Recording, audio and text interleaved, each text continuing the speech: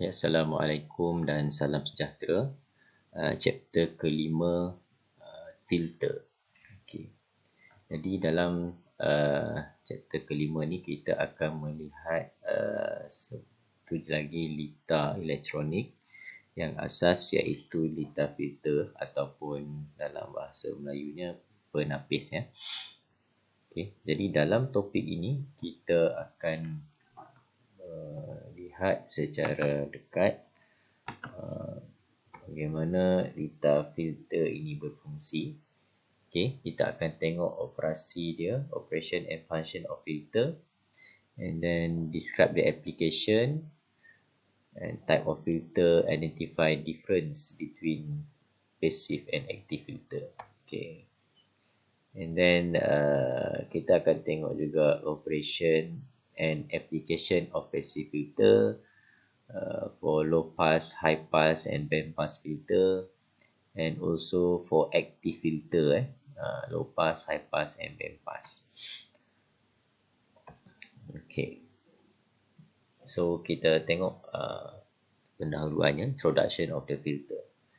So filter is an electrical filter can be designed to modify, reshape or reject all unwanted frequencies of an electrical signal and accept or pass only those signals wanted by the circuit's designer.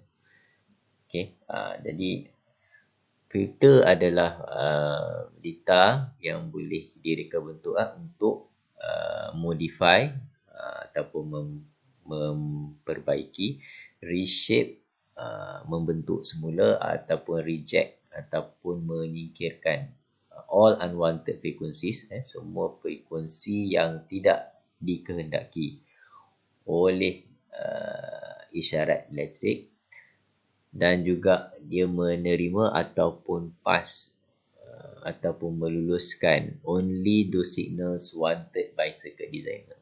Okay, jadi ada dua kerja filter di sini. Yang pertama adalah untuk reject ataupun tapis signal yang ataupun frekuensi bagi signal yang tak dikehendaki, dan juga yang keduanya adalah untuk dia lepaskan ataupun accept isyarat yang dikehendaki oleh litar tersebut. In other words, they filter out unwanted signal. An ideal filter will separate and pass sinusoidal input signal based upon their frequency. Okay, so low frequency application up to 1 kHz, passive filter are usually made from simple RC network. And higher frequency filters, which is above 100 kHz, are usually made from RLC, resistor, inductor, capacitor component. Okay, jadi untuk filter, kalau yang dalam frekuensi rendah di bawah 100 kHz, biasanya dia terdiri daripada gabungan perintang dan kapasitor lah. Untuk frekuensi yang lebih tinggi, okay, biasanya yang melebihi 100 kHz, kebiasaannya dia dibina daripada gabungan resistor, inductor, kapasitor. Okay, so a filter is an electrical network that alters the amplitude and or phase characteristic of a signal with respect to frequency. Okay, so jadi filter juga dia alters amplitude. Okay, kita boleh ubahkan amplitude itu isyarat itu ataupun fasa dia fasa bagi output signal tersebut. Ideally, a filter will change the relative amplitudes of the various frequency component or their phase relationship. Okay. Filters are often used in electronic system to emphasize signals in certain frequency range and reject signal in other frequency range. Okay. Jadi fungsi dia mudah sahajalah. Maknanya dia akan reject apa-apa frekuensi yang dia nak singkirkan, dan juga dia akan accept ataupun dia terima, dia luluskan mana-mana frekuensi yang dia nak. Okay. So the application of filter in electronic equipment.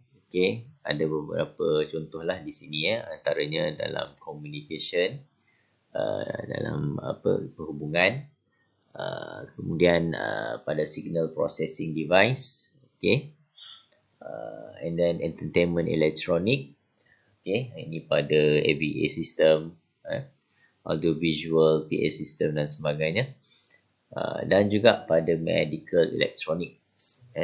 Ini antara aplikasi lah penggunaan filter dalam real application. Okay, so type of filter. Okay, filter ada dua jenis. Okay, secara umumnya kita panggil yang pertama passive filter, yang kedua active filter. Okay, yang mana passive filter dia hanya terdiri daripada passive component, iaitu resistor, capacitor dan inductor. Manakala active filter dia ada juga penglibatan passive component, tapi dalam masa yang sama dia juga menggabungkan dengan active component seumpama transistor ataupun operational amplifier. Okay, baik. So the difference between passive and active filter. Okay, apa perbezaan antara passive dan active filter? Okay, so untuk passive filter biasanya dia dibina daripada passive component lah, yang kita sebut tadi, resistor, capacitors and inductors. Manakala untuk active filter dia dibina daripada komponen aktif. Okay, seumpamanya op-amp, transistor ataupun FETs.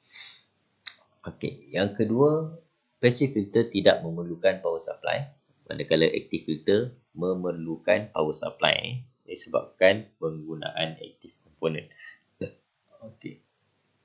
Yang ketiga, passive filter boleh bekerja dengan baik pada frekuensi tinggi. Manakala active filter pada frekuensi tinggi, performance dia ataupun keupayaan dia adalah dihadkan oleh gain bandwidth, oleh jalur lebar dia punya gain. Okey. Kemudian yang keempat, passive filters will generate little noise. Okay. Active filter normally dia akan generate noise, tapi noise can be minimized dengan careful circuit design ataupun penggunaan low noise amplifier. Okay. Dan yang kelima, passive filter, it cannot provide signal gain because no use the active component. Okay, tak ada signal gain untuk passive filter. Manakala untuk active filter, it can provide signal gain, disebabkan dia adalah active filter, ada penggunaan active component, jadi dia ada kelebihan dekat situ untuk menghasilkan signal gain. Okay.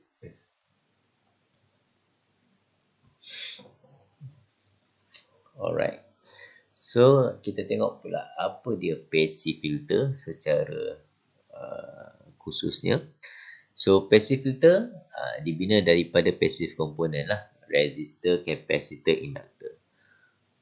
Jadi advantage of passive filter dia adalah kerana dia tidak menggunakan active component, jadi tidak memerlukan power supply. Dan juga it's not restricted by the bandwidth limitation of op-amp, so can work well at very high frequency. Okay. And passive filter can be used in application involving larger current or voltage levels that can be handled by active devices. Passive filter also generate little noise when compared with circuit using active gain element. Okay, that one is the advantage lah of passive filter. Disadvantage of passive filter is cannot provide signal gain because there are no use of active component. Itulah kekurangan dia berbanding dengan active filter. Yang kekurangan utama dia lah. Yang ketujuh, input impedance can be lower than desirable and output impedance can be higher, the optimum for some applications. So buffer amplifiers may be needed. Ini satu lagi kekurangan passive filter. Okay. So kita tengok pula jenis passive filter. Kita ada passive low pass filter, passive high pass filter, passive band pass filter dan passive band stop filter.